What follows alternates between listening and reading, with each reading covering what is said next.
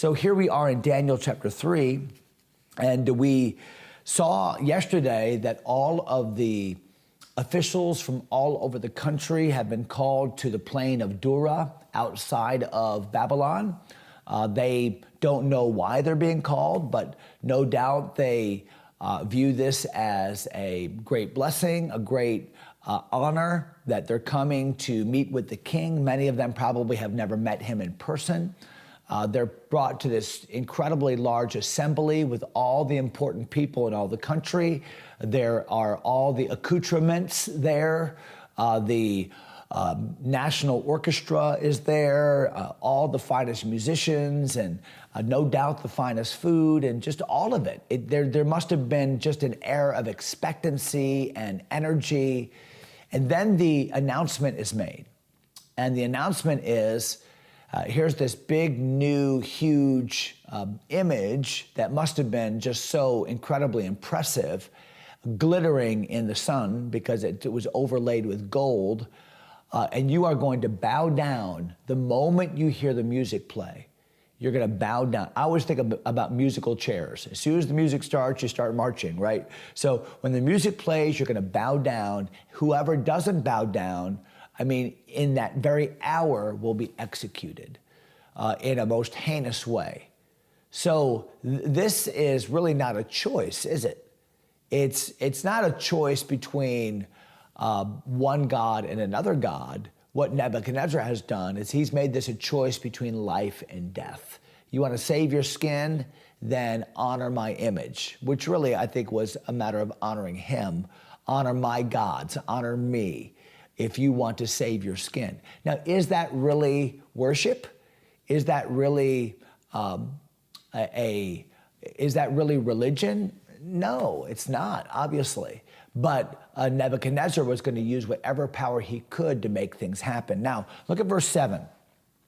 Therefore, at that time, when all the people heard the sound of the cornet, flute, harp, sackbut, psaltery, and all kinds of music, all the people, the nations, and the languages fell down and worshiped to the golden image that Nebuchadnezzar the king had set up. So, what happened? When the music played, everybody bowed down. That's what verse 7 says. Now, we're gonna see here in a bit that a minority of people did not, but it appeared, at least to the king and to the vast majority of people there, that this worked very well. So the intimidation worked, the plan worked, and now there's this huge sign of submission among all the leaders in the country. It must have been, I picture like Mecca, when the Muslims have to go to Mecca on a pilgrimage at least once in their life. At least that's what they're supposed to do. And when the feast takes place at Mecca, you see all the people bowing down all at once. That's kind of what I picture. I picture this uniformed bowing of the people to this image. And it was a huge place. And there were probably tens of thousands of people there in that place. And so the king did not have a vantage point to be able to see every single person. And I know that because initially the king does not know that Shadrach, Meshach, and Abednego did not bow. Look at what happens here in verse number 8. Wherefore at that time, certain Chaldeans came near and accused the Jews. Now, what's very interesting about that is that in this event, there are people of every language, every nationality, every people group is represented.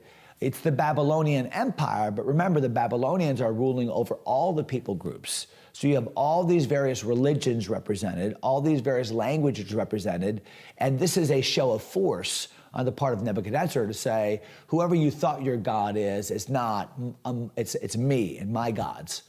So the Chaldeans have seen Shadrach, Meshach, and Abednego not bow. Now, what's interesting is Nebuchadnezzar is a Chaldean.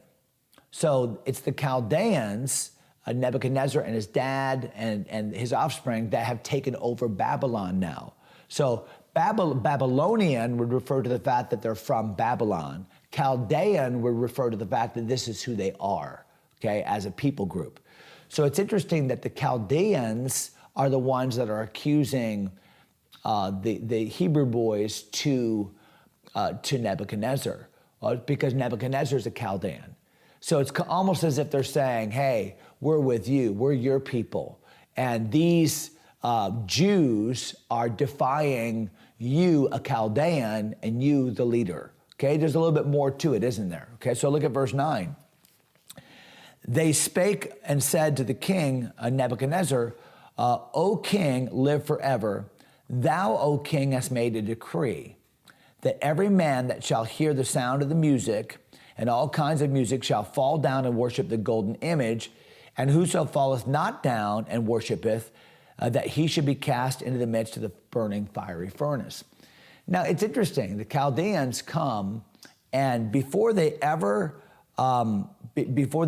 accuse Shadrach, Meshach, and Abednego, they reiterate what the king said. Now, king, here's what you said. You said that everybody needs to bow. You said that if everybody doesn't bow, then they are going to be destroyed. That's what you said. And so it's interesting, because if you and I were to turn somebody in, we wouldn't feel the need to reiterate the law. Everyone knew the law. It had just been publicly declared. I think what's going on here is they know that Shadrach, Meshach, and Abednego have great honor. They have great clout. They've been elevated very quickly. Remember, they were just young men. They were elevated to be the head of the province of Babylon back in chapter 2.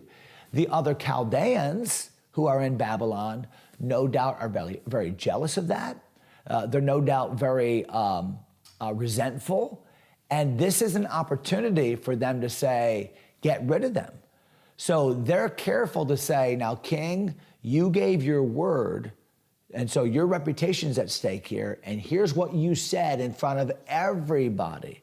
So they're establishing a way by which the king can't back out of this.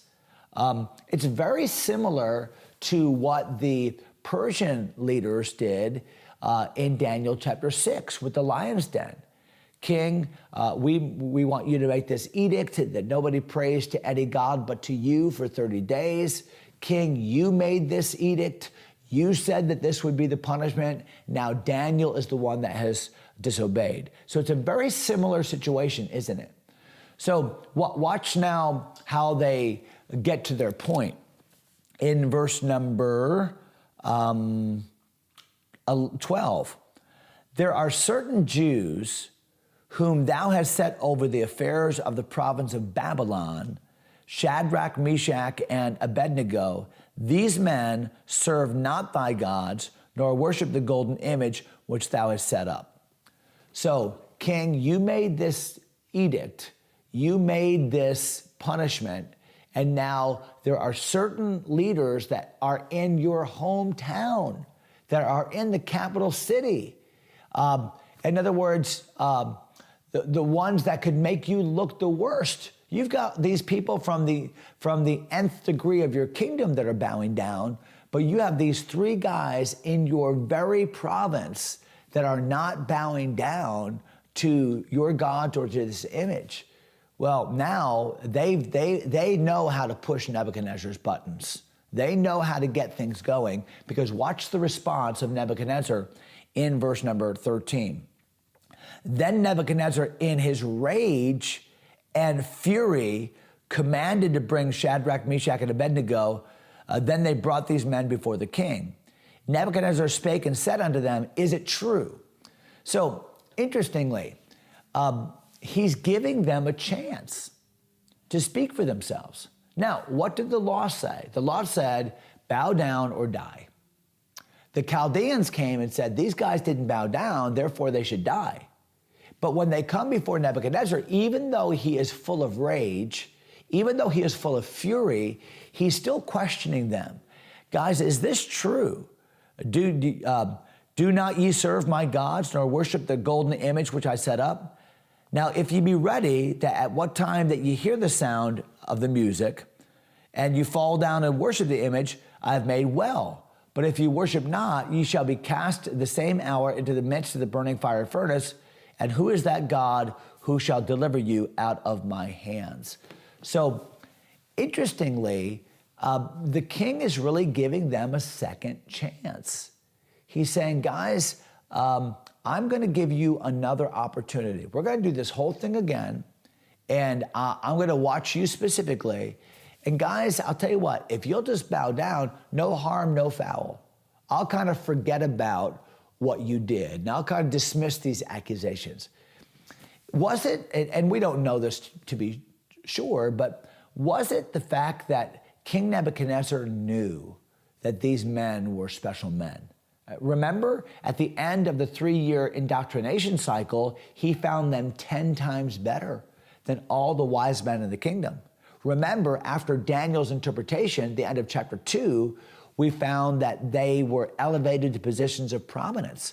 So at the end of the first chapter, he found them 10 times better. At the end of the second chapter, they're elevated to high positions.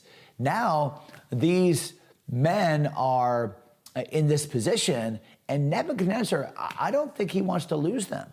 I think he realizes, but he has no way to back out without being humble, and he's not going to be humble. So what he does is he makes it a power play. And guys, you're going to die. I'm watching you specifically, and I'm going to give you the second chance. Don't try my patience.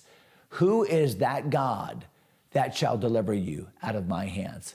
You see, after chapter 1, Nebuchadnezzar doesn't believe in the Jewish God, even though that God's laws blessed those Hebrew boys. In chapter 2, he doesn't believe in God, even though God has showed himself strong through the interpretation of the dream and told him he's going to destroy the kingdoms of the world. And now in chapter 3, he's still challenging that God.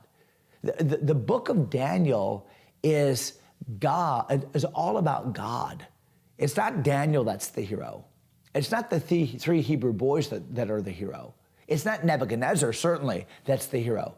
It is God showing himself strong to people. And we're going to see it again tomorrow. So I appreciate you joining us today. I want you to have a great day today. Enjoy your church service tonight if you have midweek service. And we'll see you tomorrow, same time, same place. God bless you.